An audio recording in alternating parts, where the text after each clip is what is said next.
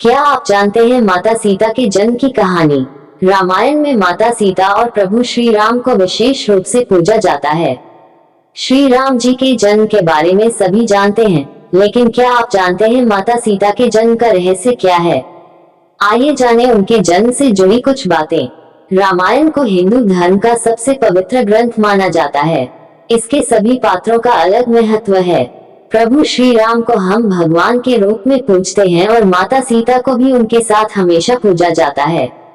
माता सीता प्रभु श्री राम की अर्धांगिनी थी और महाराज जनक की पुत्री थी।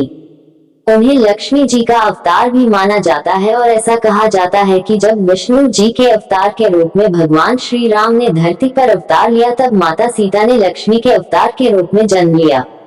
उनकी महिमा ऐसी है कि आज भी प्रभु श्री राम से पहले देवी सीता का नाम लिया जाता है। यदि हम माता सीता के जन्म की बात करें तो आज भी उनके जन्म को लेकर कई कथाएं प्रचलित हैं। सीता जी का जन्म एक रहस्य ही है। उनके जन्म से जुड़ी बातों का पता लगाने के लिए हमने ज्योतिर्विद रमेश भोजराज द्विवेदी जी से बात की। आइए जाने माता सीता के जन्म से जुड़े कुछ रहस्यों के बारे में। धरती से प्रकट हुई माता सीता।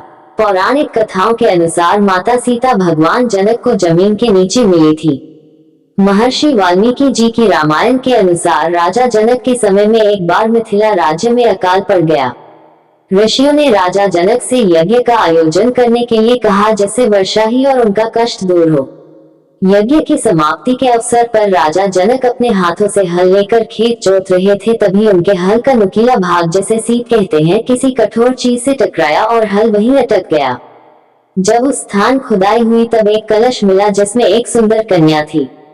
राजा जनक ने उस कन्या को कलश से बाहर निकाला और उसे अपनी पुत्री के रूप में स्वीकार किया।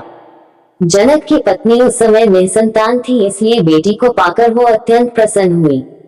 चूंकि हल के उस हिस्से से टकराकर माता सीता मिली थी, जिसे सीत कहा जाता है, इसलिए ही उनका नाम सीता रखा गया। वही जनक पुत्री के रूप में उन्हें जानकी कहा गया। क्या रावण की बेटी थी माता सीता? यदि माता सीता के जन्म की बात करें तो एक और प्रचलित कथा है जिस पर शायद ही यकीन हो। दरअसल रामायण के अनुसार रावण ने कहा था कि यदि उसके हृदय में अपनी पुत्री से विवाह की इच्छा उत्पन्न हो तो उसकी पुत्री ही उसकी मृत्यु का कारण बने। इसी बात को सही साबित करने के लिए एक बार कृत्समद नाम के ऋषि देवी लक्ष्मी को पुत्री रूप में पाने के लिए हर दिन मंत्रोच्चार के साथ कुश के अग्रभाग से एक कलश में दूध की बूंदें डालते थे। एक दिन जब ऋषि आश्रम में मौजूद नहीं थे, तब रावण वहां आया और वहां मौजूद ऋषियों को मारकर उनका रक्त कलश में भर लिया। इस कलश को रावण ने अपने महल में छिपा दिया। उस समय रावण की पत्नी मंदोदरी उस कलश को लेकर बहुत उत्सुक थी।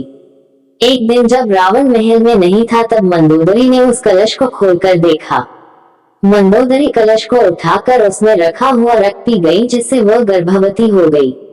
मंदोदरी का यह भेद किसी को पता न चले, इसलिए वह लंका से बहुत दूर अपनी पुत्री को कलश में छुपाकर मिथिला भूमि में छोड़ आई। इस प्रकार सीता जी का जन्म हुआ और वो रावण की पुत्री होने के साथ उनकी मृत्यु का कारण भी बनी। सीता जी के जन्म की अन्य कथा। देवी सीता के जन्म की तीसरी कथा वेदवती नाम की एक ब्राह्मण कन्या से संबंधित है, जिसका उल्लेख ब्रह्मवैवर्त पुराण में मिलता है।